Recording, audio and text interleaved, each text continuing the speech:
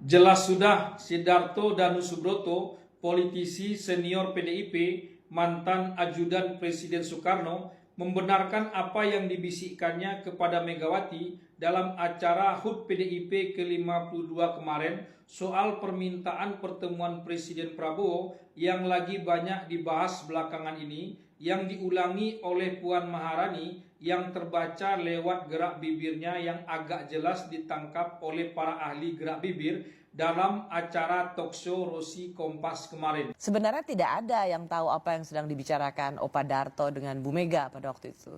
Tetapi ada Mbak Puan. Dan kemudian gerak bibirnya Mbak Puan itu seperti begini kira-kira.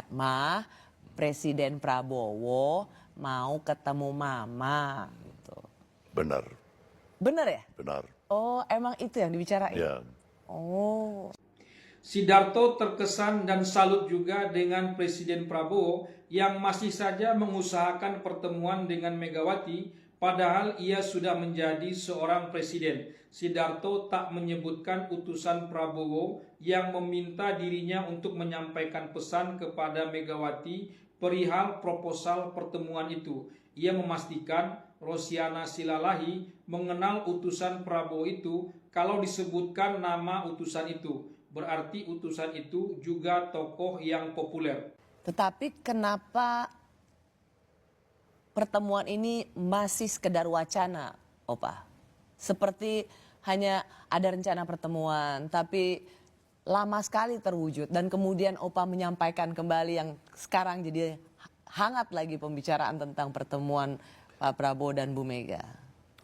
Karena ada satu pesan yang orang dekatnya Pak Prabowo, saya tidak mau mention ya, orang dekatnya, tadi Bang Rosi kenal juga saya kira, bahwa Pak Prabowo, Presiden Prabowo ingin bertemu dengan Mbak Mega. Itu saya sampaikan pada saat saya duduk di belakangnya Mbak Mega. Tanpa disadari bahwa rencana pertemuan antara Megawati dan Prabowo ini sudah menjadi sejarah tersendiri pula. Baru sebatas rencana saja, belum lagi pertemuan itu sendiri sudah menjadi sejarah. Rencananya saja sudah menjadi sejarah, apalagi pertemuannya nanti. Dan setiap kali rencana pertemuan antara Megawati dan Prabowo itu digaungkan, selalu saja pihak yang menginginkan pertemuan itu terwujud adalah pihak Prabowo, bukan Megawati. Artinya Megawati selalu berada pada pihak yang tak mau atau menolak pertemuan itu terwujud. Makanya rencana pertemuan itu hanyalah sebatas rencana belaka yang tak kunjung terwujud sampai sekarang. Prabowo selalu saja bertepuk sebelah tangan.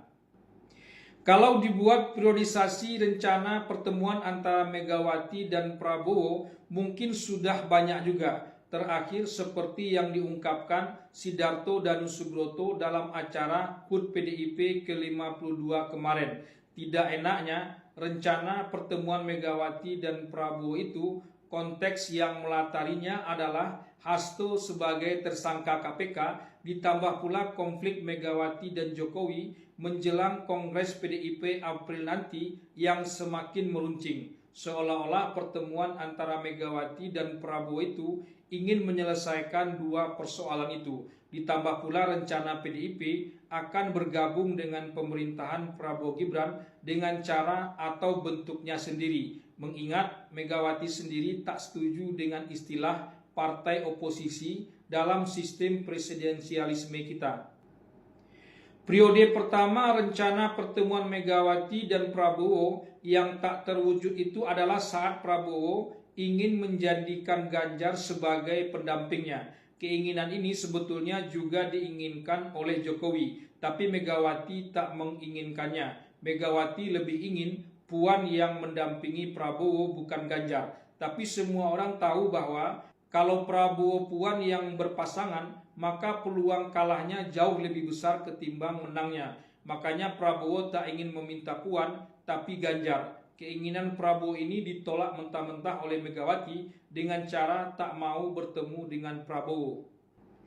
Ganjar sempat juga terombang-ambing pada saat itu. Elektabilitasnya cukup lumayan karena kedekatan dengan Jokowi tapi belum ada partai yang mau mengusungnya. Di luar dugaan, langsung dicaplok oleh Megawati dan langsung pula sebagai calon presiden dari PDIP dan bukan calon wakil presiden. PDIP sebagai partai besar, lebih besar dari Gerindra, adalah alasan paling masuk akal yang dipakai oleh Megawati. Kalau Prabowo tetap ingin dengan Ganjar, maka Prabowo jadi wakilnya, Ganjar capresnya. Otomatis rencana pertemuan Megawati dan Prabowo itu tinggallah sebatas rencana, jalan sendiri-sendiri saja, bahkan sampai sekarang.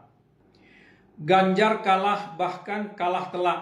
Megawati tak terima. Pilpres curang penuh rekayasa. Gila, mau pula dia belajar dari pihak yang curang itu. Bahkan ini disampaikan Mega dalam HUT PDIP ke-52 kemarin. Mestinya Masti tak akan mau Megawati bertemu dengan Prabowo dengan cara berpikir yang masih seperti itu. Tapi Megawati juga mengatakan dalam pidatonya itu bahwa dia dan Prabowo tak pernah ada masalah. Tak ada masalah, tapi tak kunjung bertemu sampai 3 tahun.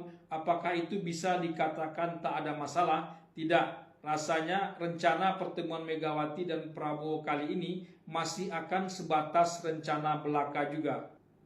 Meski Prabowo yang terlihat berada di pihak yang selalu menginginkan pertemuan dengan Megawati itu, tapi yakinlah pasti ada juga di pihak Prabowo yang tak menginginkan lagi pertemuan dengan Megawati itu terwujud, yang terlihat seperti terlalu berharap. Buat apa lagi? Presiden Prabowo fokus saja dengan program-program yang sudah dicanangkannya.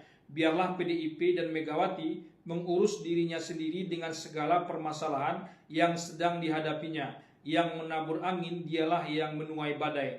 Toh saat partai-partai seperti Partai Demokrat diaut-aut bahkan hendak diambil alih, PDIP dan Megawati yang saat itu berkuasa tak ambil pusing alias membiarkannya juga. Jadi Prabowo dianggap tak perlu juga bertemu dengan Megawati.